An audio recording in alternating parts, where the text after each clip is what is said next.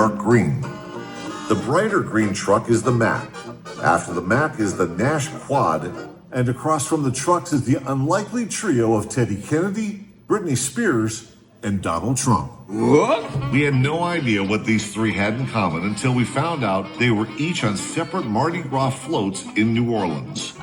The Nash Quad deserves a second look. It is a World War I era truck. It has a wooden body. 40,000 of them were made and most were shipped overseas. This truck is the 35th documented Nash Quad known to exist.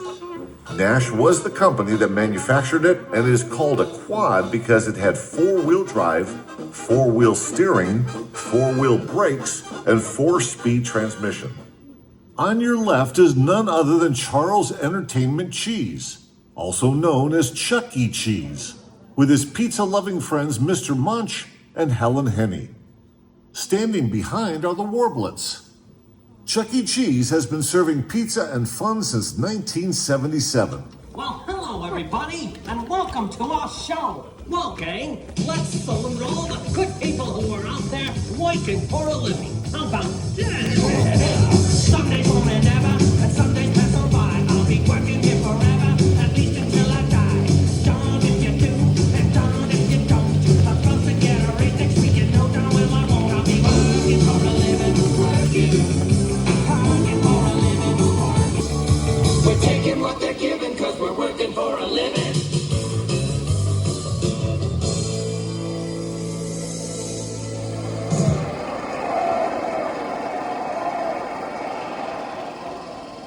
Moving along, the world's largest Gumby, stretching 20 feet high. On the front wall is the Drowsy Chaperone sign. This is a sign that hung on Broadway in New York City. In front of that beautiful Broadway sign is the best of our music.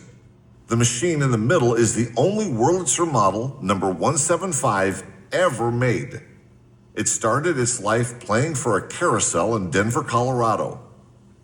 When it was purchased to bring here, it was in very bad condition, having been stored and unplayed for many years. It took a year of restoration work to bring it back to life. There are so many moving parts to these machines that all have to work together to produce a beautiful sound.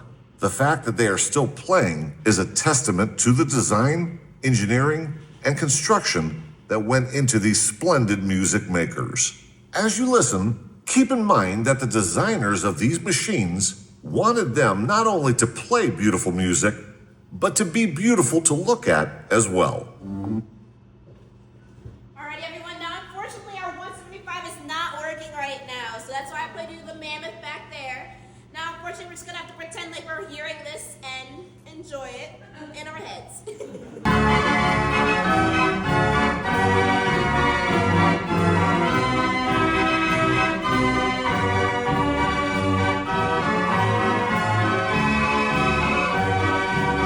And the wings fold up so you can build it in your garage, and that is also how you transport it to the airport. Just past the airplane is Manny, Mo, and Jack, better known as the Pep Boys, who started their business in Philadelphia in 1921.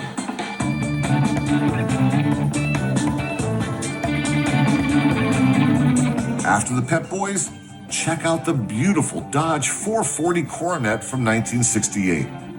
This car represents the muscle car era, and it is a smooth and a fast ride.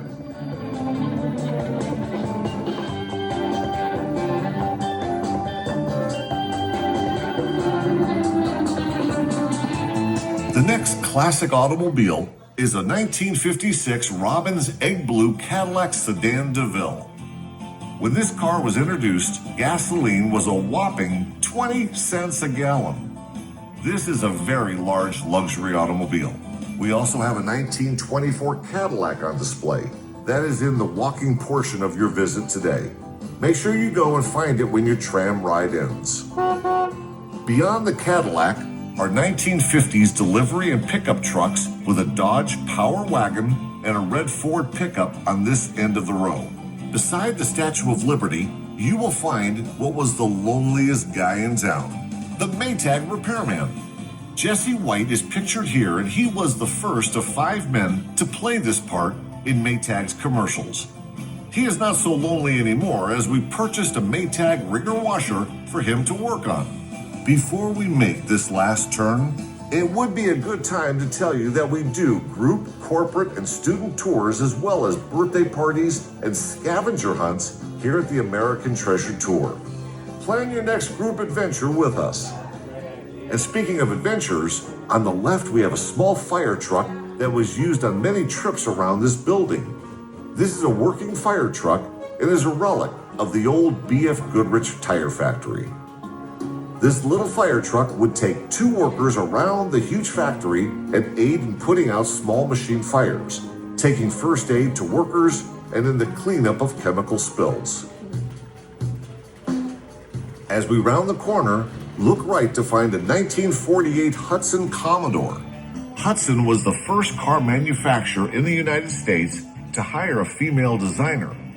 Her name was Betty Thatcher, and she designed dashboards. On the left, there is a 1934 Buick, a beautifully styled automobile. This automobile has suicide doors that open opposite each other. If you like classic movies, this was the style car that would be the getaway car for the bank robbers.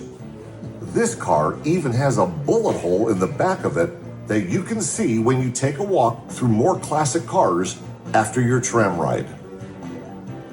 On the right, there is a 1909 Sears and Roebuck motor buggy that one could order out of the Sears catalog. This is the car that looks like a carriage. It was $395 when it was new and features a tiller bar rather than a steering wheel. The wooden wheels are attired with hard rubber. That is where the word tire comes from. Sears advertised it was so easy to drive even a child could do it. Next to the Sears auto buggy is the 1949 Ford. Observe how fast the automotive industry advanced in 40 years from the Sears car to this Ford, nicknamed the Shoebox.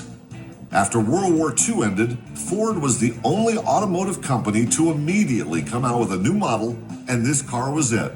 People loved the Shoebox and bought it by the thousands. The last 2 cars on the right are the Crossleys. They were very small cars in an era when most Americans were looking for large automobiles. Crosley didn't make his fortune in automobiles, but was famous for his radios. He sold thousands of radios that, along with other brands, helped put all the band organs and Nickelodeons out of business.